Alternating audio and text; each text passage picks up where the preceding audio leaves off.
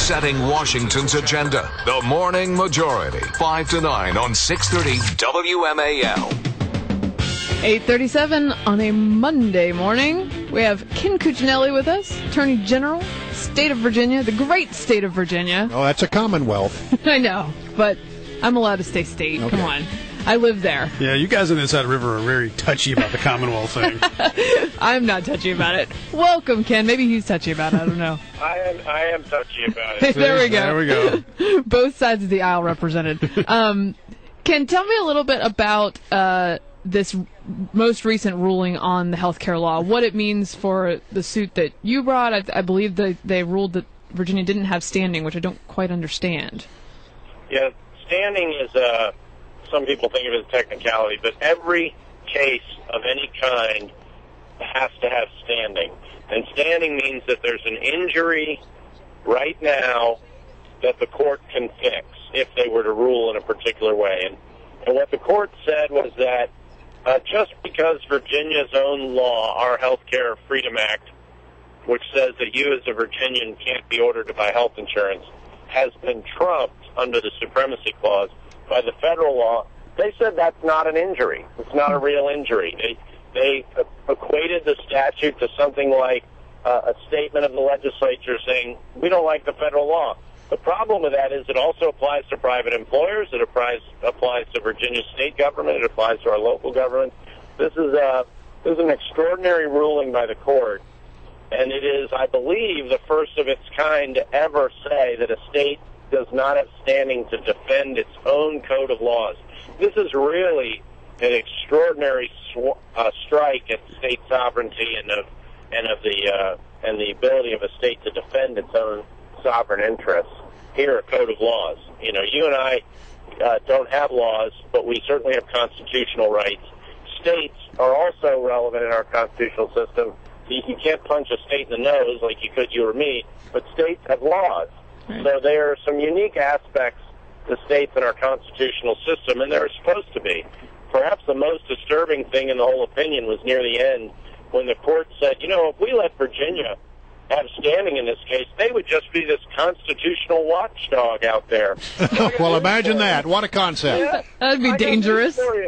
A more eminent constitutional scholar than myself, by the name of James Madison, said exactly that's what's supposed to happen in Federalist 39. And, you know, it is, I told our folks that, look, if we're going to lose, I want them to be wild about it. I want it to be really clear to everybody just how far out the ruling is. And when you've written explicitly, not implicitly, not Ken characterizes, but they wrote a whole paragraph at the bottom of page 30 of the order that directly contradicts Federalist 39. It's really just extraordinary, and it is why that it is unique among appellate courts in ever denying a state the right to defend its own law. So we have the right to appeal, and we will do that. I expect we'll file that this month. And we will get to where we all knew this was going to end, the Supreme Court. It's headed to the Supremes. Okay, but here's the big question. I mean, there have been rulings all over the mat on this thing.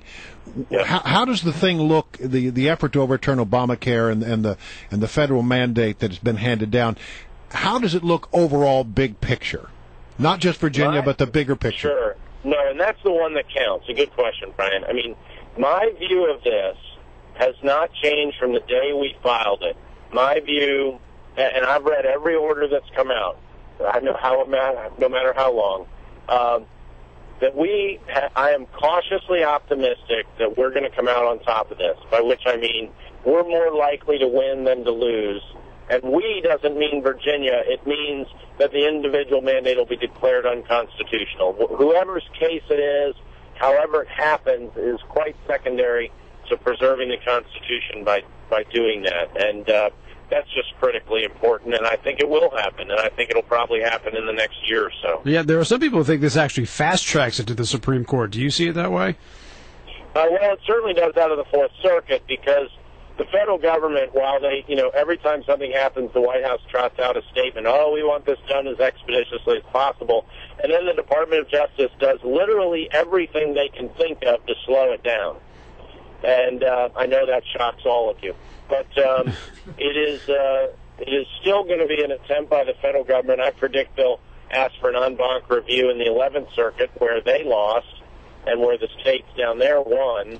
And that's nothing more than an attempt to drag it out a few more months in the hopes the Supreme Court will hold back our case and the 6th Circuit case and wait for the 11th Circuit and maybe get it by the next term. I would note that this 4th Circuit ruling came in parallel with a Liberty case. We were unusual in Virginia in that we had one case in the Western District of Virginia and another case in the Eastern District of Virginia. And between the two cases, they had 3 firsts. The first appellate court, and I don't just mean on health care, I mean on virtually anything, to deny a state the right to defend its own law.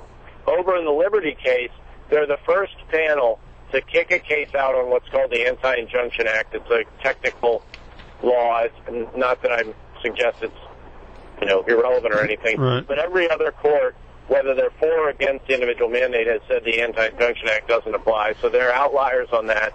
And then one of the judges, Judge Wynn, went on to say, and even if we reach the merits, I'd find this to be a tax. He is the one and only judge in the United States of America to take that position. Again, even judges ruling for the federal government, most of them have just brushed it aside because it's so far-fetched. And let me tell you how radical this would be.